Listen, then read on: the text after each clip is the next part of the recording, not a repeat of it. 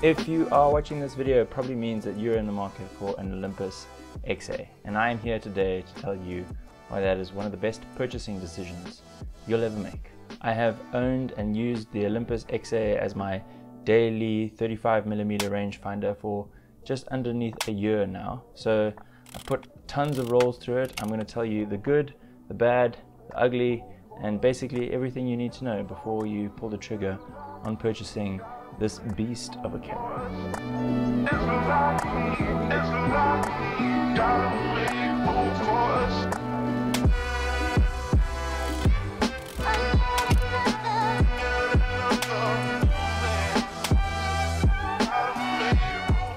So what is the Olympus XA? Contrary to popular belief, it is not a point-and-shoot camera. It is a semi-automatic 35mm rangefinder camera designed by the infamous Yoshihisa Maitani. Mr. Maitani was an incredibly gifted camera designer, and some would argue that the Olympus XA is his finest camera that he's ever made. It was indeed his last one that he made at Olympus before he left, and today I'm going to tell you why this tiny little camera is so brilliant.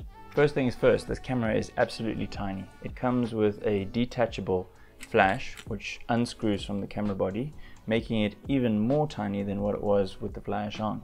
This is the normal iPhone X as a size indication for the camera. It's absolutely tiny. It's like half the size.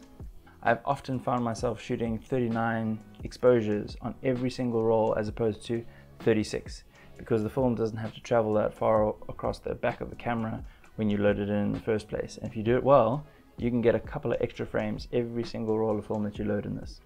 The lens is a 35mm f/Zuiko 2.8, which is incredibly sharp, but more on that later. It has a fully manual focusing system, along with a viewfinder with one of those splitty, hairy thingamajiggies to allow you to focus. And what's even more incredible is that you can set your own aperture from f2.8 all the way down to f22. The Olympus XA also has a manual ASA or ISO rating at the bottom, which goes from ISO 25 all the way to 800.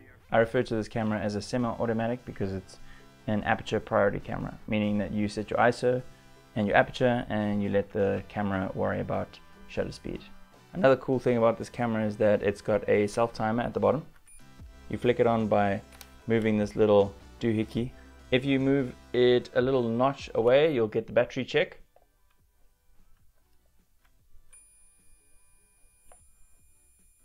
That very annoying ringing sound means that the batteries are actually fine, don't worry about it. The camera at the bottom takes two LR44 batteries, which are readily available on the internet and in most camera shops. The last and most useful setting of this bottom doohickey is to adjust the compensation of the exposure by 1.5 stops. I have found myself using this a lot, and it's such a great design because it just sticks out and it like sticks into your hand when you're using the camera, so you kind of know that I'm overexposing by 1.5 stops. It's such a clever design. Even the way that the selfie timer sticks out is so that the camera can be stationary and like maintain a fixed position on a cabinet or on a table while you're posing with your family in the photograph. It's a great little doohickey and so cleverly designed. The external flash on this camera operates with a single AA battery, and it's pretty bright. It's an external flash. I don't know how I feel about flashes. I used to use them on the cruise ship to photograph the passengers, and ever since then I've hated using flashes, including like studio flashes. I just hate them. I don't like the way that the light looks if it's flashed, to be honest with you. I much prefer sunlight.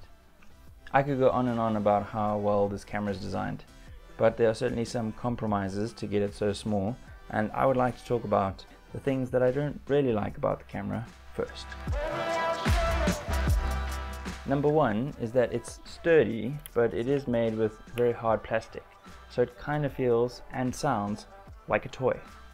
This is the sound of the shutter.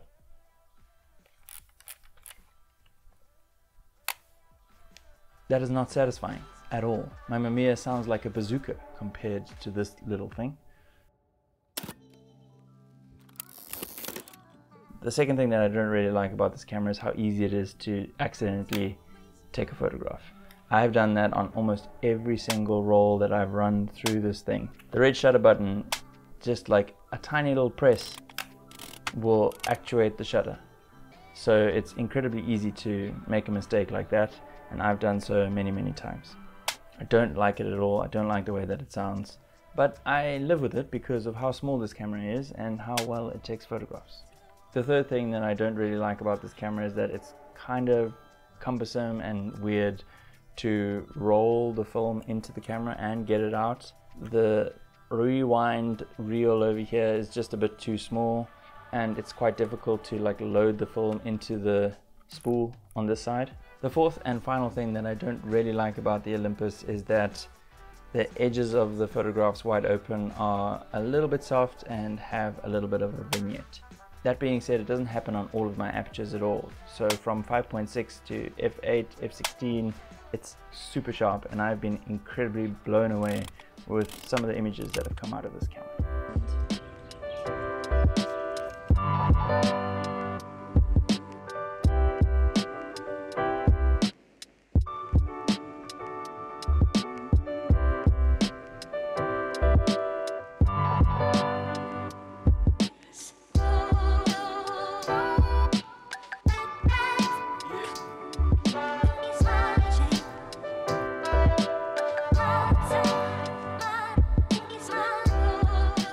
This is not a professional film camera by any stretch of the imagination.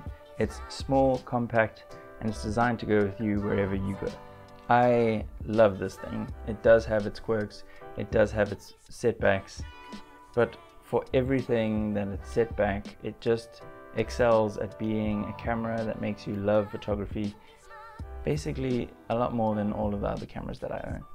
I was drawn to the Olympus XA because it had all of the manual controls that I wanted: aperture, focus, and ISO. I don't really worry too much about the shutter speed, and it basically reminded me why I love taking photographs so much.